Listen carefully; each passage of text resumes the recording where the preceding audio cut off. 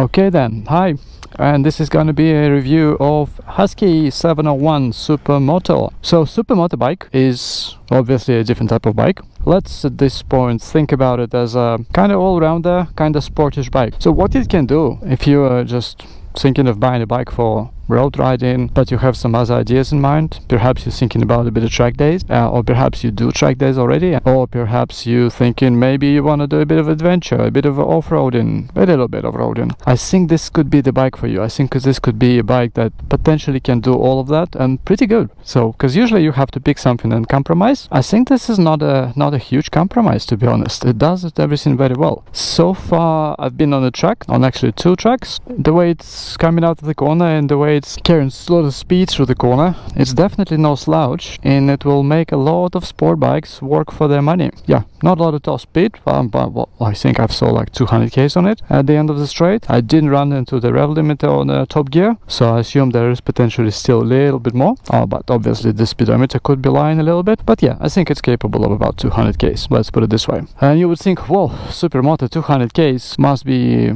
crazy, like a lot of wind, unstable and so on. It cannot be further from the truth. It is really stable. It is really stable at speed, which is kind of very surprising for a supermoto bike. Like in the freeway speeds and things like that, it's not moving around. It's really stable. In terms of style, I guess it's personal preference, but I think it looks mean. It's kind of aggressive, tall, long forks, you know, like a dirt bike on the steroids. So I kind of think it's really looking cool. Bright colors, and you can do so much with colors, because basically I think that's one of the ideas. They don't put a lot of colors on those big panels at the back and some white stuff on the front, because you expected, I think, to put some stickers on it, as in a color scheme, a different color scheme. So you can actually order stickers, which would be maybe the 250, 300 bucks, and change the color scheme of the whole bike. So there should be lever guards in place, so I actually removed the lever guards and put just bar ends, and there's a little bit of bling on it, like brake cylinder and clutch cylinder, nice aluminum caps, but that's about it. It's pretty stock. I do have big plans for it. I think I'm gonna keep it for a long time. Obviously the exhaust is quite big and ugly, emissions control and so on, and it is pretty quiet. And yes, I think the whole tuning of the bike, which is an important point actually, the whole tuning of the bike has a bit of a problem. It does suffer at low RPM from bad tune, so it really needs to be kind of de-restricted in that sense. Not de-restricted, but retuned, flashed, remapped, power commander, whatever approach you take, it needs something like that. So it needs a better pipe, but that is very easy to do, because all you need to do is just put on a slip-on. With the slip-on, you're actually removing all the restrictions from the pipe, everything in that can. So if you remove that can, you have a straight pipe. Yeah, so easy as that. You can then chuck some kind of sporty performance filter, but I hear that the actual Husky filters are really pretty good as well, so you just may replace them more often. And yeah, look at mapping, flashing, power commander. It needs that. It definitely needs that. And then when you go that way, actually there's a few more kilograms you can remove from the bike, because exhaust will probably get you easily 2.5-3 kilograms reduction in weight, but also a few sensors, the secondary air intake system, some system that you won't be really relying on anymore, and it would be a bit lighter and sound a bit better maybe. Or it will sound better for sure. Actually, the way bike sounds now, it has a really nice kind of sound coming from the airbox, and I did already replace the airbox lead for a more open airbox lead, but the filter is still original. So it sounds very nice when you ride it actually, but it's not a lot of sound when you're passing by, or it's not a lot of sound when you're in the traffic and you want other cars or other vehicles to hear you, to see you. So that part, yes, for that part you probably want an aftermarket exhaust. But I've heard some aftermarket exhaust on them and they're so loud. That could be a bit of a problem actually, because you're always going to be a bit of a hoon on this bike. You're always going to be giving it a big gas, and it would be heard from a long distance. It will be, you know, attracting attention, maybe unwanted attention at times. Gotta be aware of that. I'm not sure. I'll probably look for an aftermarket exhaust, but I definitely wouldn't go for the loudest version out there. I'll probably look at something moderate. I'll keep maybe some of the baffles in, because it could get crazy loud. So yeah, style, I love it. I'm starting to like it more and more. But I think it's just kind of interesting with this bike. You like the style of it, not for the style, not for the color scheme and so on, but it sort of grows on you because of what it's capable of, and you just kind of love the bike. And with loving the actual bike and its performance, you're kind of starting to love the actual looks of it, you know, you kind of dig it, understand it more, like it starts to make sense, you feel differently on it. Again, that tall riding position, and just that like kind of freedom, you know, that flexibility and freedom that you can do anything. It is amazing in corners, I'll tell you that. It is amazing in corners. So you can see I have been doing a little bit of track days. The tire is well and truly scrapped, starting to actually square off a little bit. Probably going to be looking at replacement sometime soon. Yeah, and you do go quite far on the road as well on this bike, because it was all ripped after the track, but you can see it's now kind of smooth because that's a road use already. So whatever you ripped on the track, you smoothed it out again on the road. Nice tire usage. So you see the pattern on the tire is pretty good, like a waves on the sand or whatever they call that button, which is kind of good. And that was all with the stock suspension and with stock settings. Actually, it's stock track settings. So under the seat you have a little plate that kind of tells you what kind of settings to use normally on the road, or when you go on the track, or if you want to go like some touring or commuting, there's comfort settings as well, and they work very well. Speaking of settings, or speaking of specs and components, this bike is littered with goodies. You've got components here you would not expect. Most people think about it, you know, just a big dirt bike and whatnot. It's got top of the line components. So you have Brembo brakes, front and back. You have amazing suspension. You have WP Apex suspension, which is, you know, it's kind of up there with Odin's. It's amazing suspension. Plus it's a long travel suspension, which we'll probably get to it later, which gives you additional benefits. And it's not that long travel like a dirt bike long travel, which is soft and not supportive and all that. It's super supportive. It's really, really nice suspension, but it allows for those jumps and stunts and everything, whatever you want to do on it. It just kind of can take anything you want to throw at it. So yeah, amazing in corners, a lot of support from suspension and feel, and it does kind of compress nicely to give you that feel through the corner.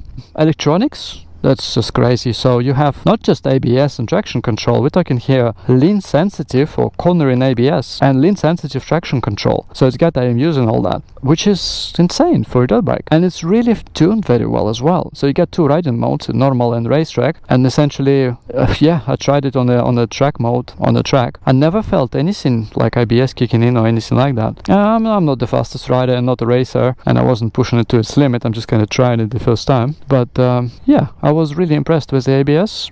You don't feel it. Plus, what you can do is, like on the track mode, the ABS is actually only on the front. It's still all the cornering capabilities like cornering ABS, lean sensitive, but it's only on the front, and you can do whatever you want with the rear. If it's a fast track and you're pushing it, you're probably not going to touch rear at all. But if it's a slow track, you might use rear brake to kind of help you steer, to get the bike to turn sharper, to back the rear slightly, kind of lock it out, you know, Supermoto style. That is interesting.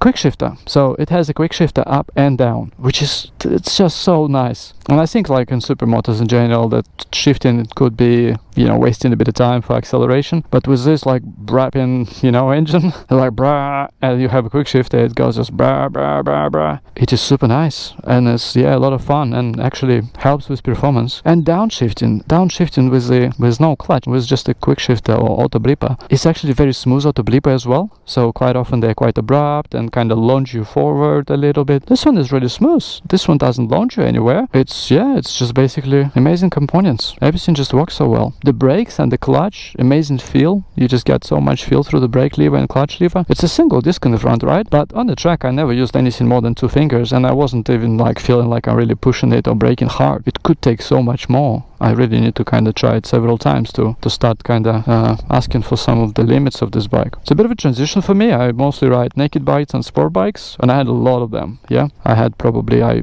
owned about like 12 bikes. Most of them were like sport, super sport, or nakeds, and I test ridden so many bikes. Before I would buy any of my bikes, I would probably test ride 5 to 10 bikes. So you can kind of do the math. Probably maybe 100 of bikes that I've test ridden, and I usually try to do a good test ride.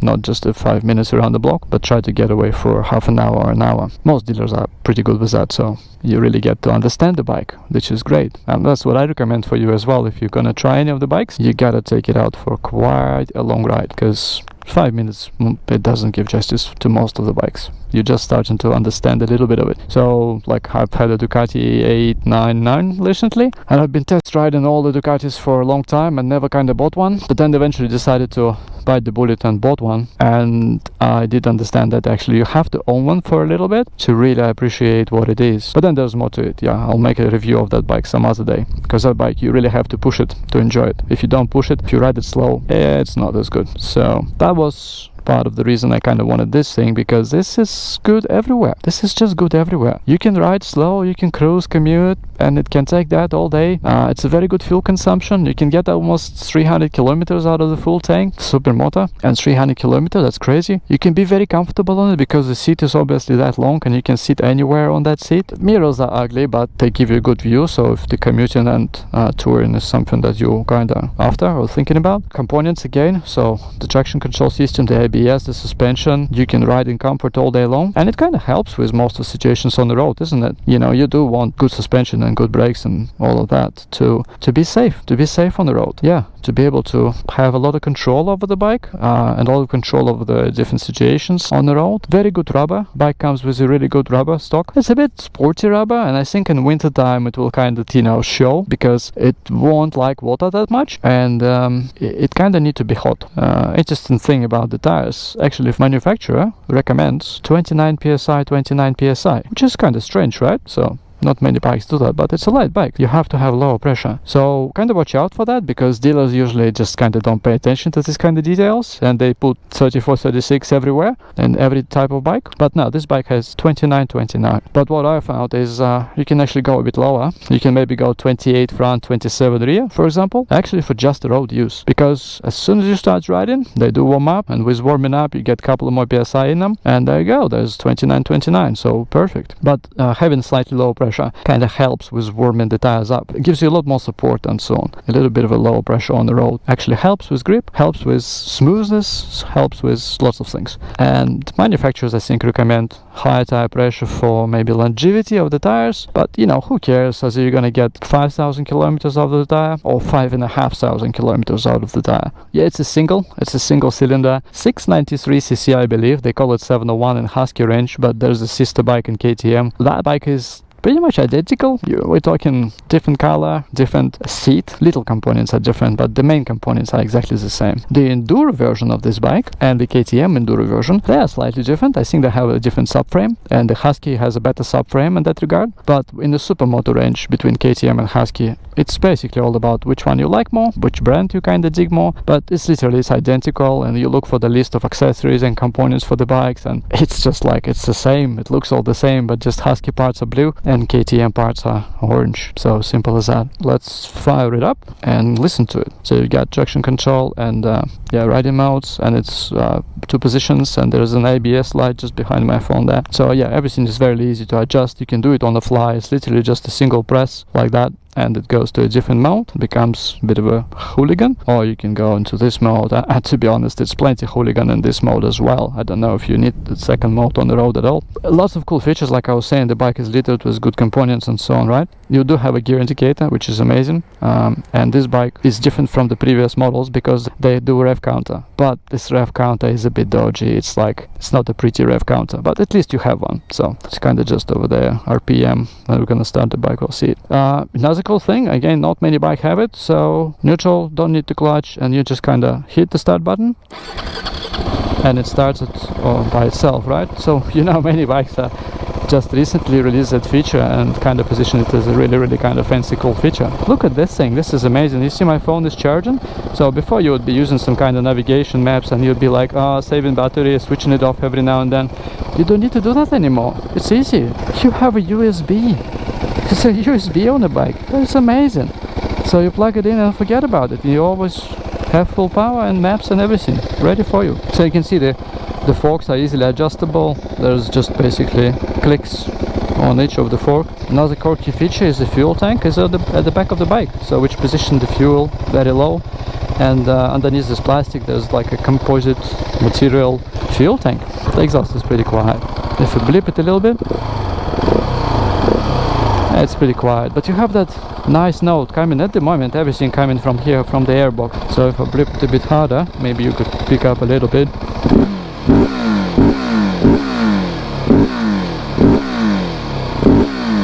Oh, that's actually a pretty nice note, you know. When you actually, as they say, asking some questions, then it does sound nice. It does sound nice even stock, which is kind of amazing. Actually, speaking of the rev counter, have a look at the rev counter. So you see those 8s, and I think you've got like 6 of them overall. Oh yeah, 5 and then flashes. So yeah, so up to 5, and then after 5 it starts to flash. That's pretty much where you need to shift. Yeah, that's where you need to shift. And after, again, let's take it for a little bit of a ride. The engine is quite unique, so again, not gonna go into specs, because if you just go on the Husky website, the specs are all laid out there. And you know what I like is, like many manufacturers these days, they hide in some data, and some bikes they don't give you like horsepower or torque or whatever. And this bike, everything is given: power, torque, figures, everything. 75 horsepower roughly, just under. But you can unleash quite a bit more power on this bike. This is kind of nice, you know, when you do this. But yeah, this bike is not about the top power. This bike is about kind of, you know, this like low grunt and fun. This bike is about fun, that's for sure. Top power is not everything here. Now this is just like so much fun. You just kind of want to keep doing this all the time. Well, another thing we didn't talk about is it capable of riding on dirt? We kind of yet to find out. Yep, we're probably gonna take it to the dirt and try a bit of a dirt section, and I'll give you my feedback on that. Mind you, we're on a kind of slick tires, track tires. The thing is with the Supermoto, how did this class of bike came to life, right? At some point somebody said, hey, it's too boring, a lot of dirt races, a lot of road races, let's just throw something else into the mix and just make a new class. Let's make a class that have to race with a section of the track being paved track, asphalt, and part of the track being dirt sections. And actually, let's throw in for a good mix, you know, some jumps, and see, yeah, who can kind of tackle all that, like you know, who is faster all around. I don't know who were they trying to test, manufacturers or riders, but it was a really good thing that they really pushed manufacturing, because manufacturers were like, oh, we can't use a sport bike here, and obviously we can't use a dirt bike. So this breed came out, Supermoto. So it's like, this is one of the things that kind of got me to buy it, because actually by design from manufacturers, this bike meant to be able to do everything quite well, actually really well. I'm yet to take it to Supermoto track to see what it can do on a dirty section and some jumps and whatnot, but on big tracks, no problem.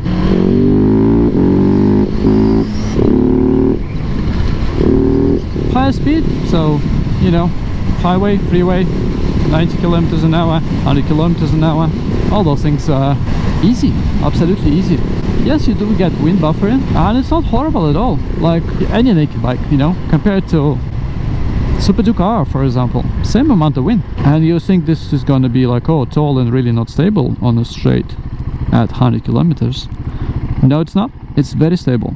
It was very stable at 200 kilometers on the straight, I'll tell you that. Also, like, the bike is obviously quirky a little bit. Maybe some of the switch gear, maybe not super pretty. Well, some of the things actually very nicely finished, you know, because Husky is a premium brand. It was really a bit of an insight for me that Husky is actually the oldest manufacturer who was continuously building motorcycles. There may be other manufacturers that are like older than Husqvarna, but they had a break at some point. Husqvarna is manufacturing, I think it's from 1903, something like that, and they never stopped manufacturing motorcycles. In that regard, they position themselves as an oldest manufacturer, and they do also position themselves as a premium brand. So if you go on their website, if you look at their accessories and so on, man, it's beautiful. It's beautiful, there's a variety.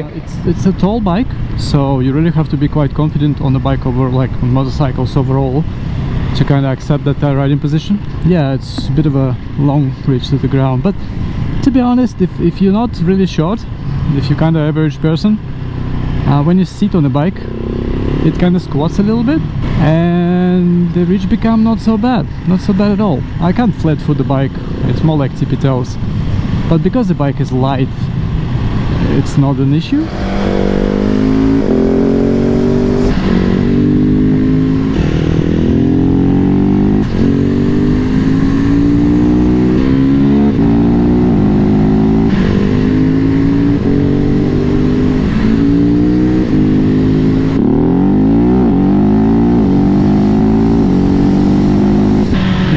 Tight corner, yeah, piece of cake, loving it.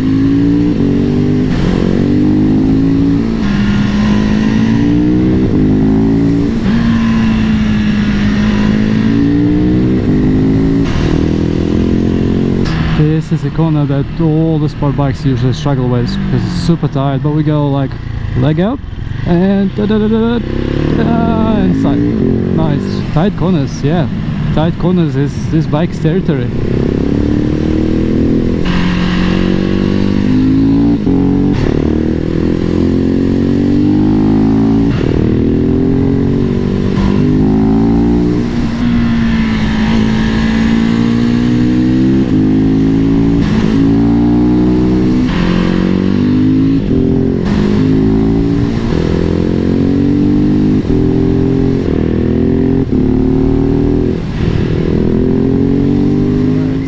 I think what we're gonna try now is to find a little bit of off-road section and see how it does off-road. Actually, I just had to do a U-turn and just to remind myself to say that this bike has an amazing turning radius. This is an interesting one. This is like, you would never go on a sport bike on a road like that. You know, sport bike really doesn't like roads like this. Yeah, it moves around. I'm just gonna take it easy. But it seems that you can do quite a bit of this. It seems that's quite doable. You know? I can't imagine myself doing anything of this kind on, say, you know, Ducati Panigale. No, it won't like it. Yeah, when it gets soft, it gets trickier.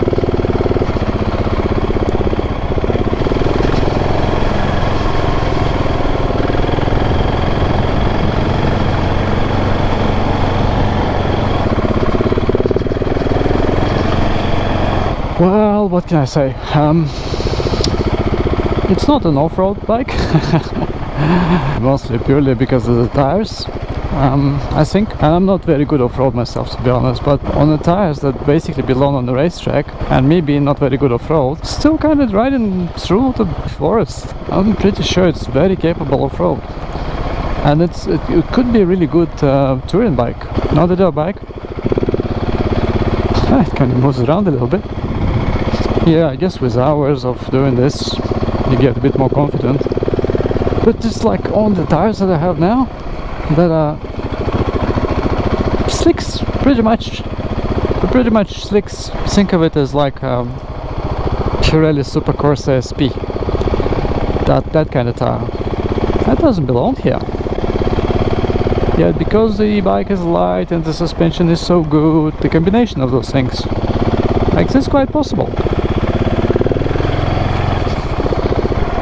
Yeah, I'm sure if it if there'd be any adventure riders watching me doing this, they'd be saying probably, oh my god man, you can't ride on the dirt. And they probably would be 100% right. This is my first time on the dirt, and it's not quite the bike for specifically dirt. It's just capable of dirt. So I'll just probably take it easy, build up my skills, get a feel for it. It's quite enjoyable. It's quite a bit of fun when it's not too soft. It gets really soft and gets kind of sketchy.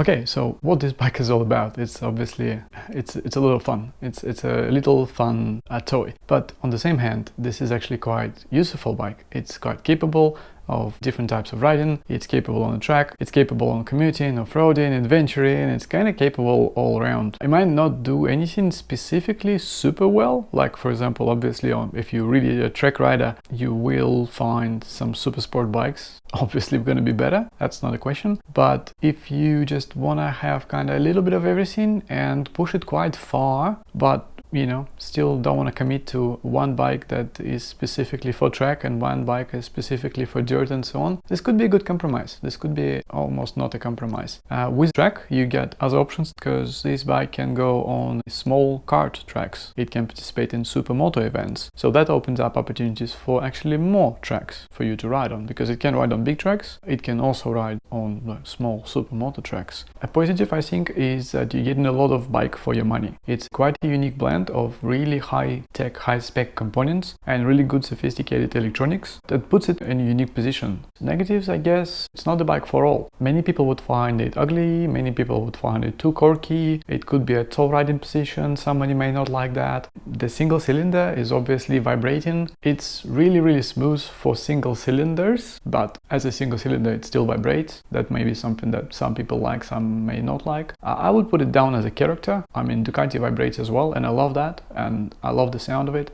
But yeah, some people may feel like that's vibrating too much, for example, through the handlebars. I think you will want to unleash all its potential. So you will want to install a pipe, a power commander, do the mapping, and put some bling in general on it.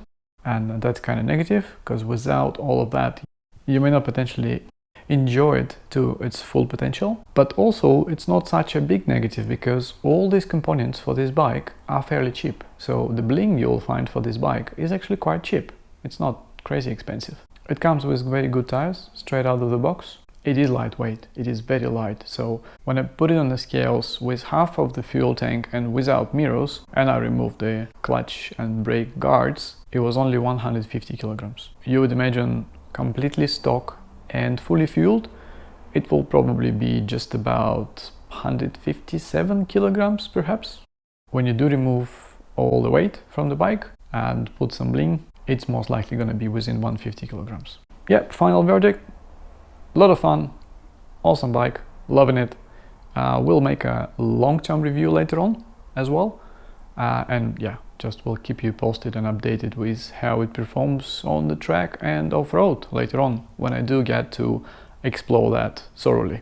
Please subscribe if you can for more videos like that, and give it a thumb up if you can. Awesome, thank you, cheers, bye.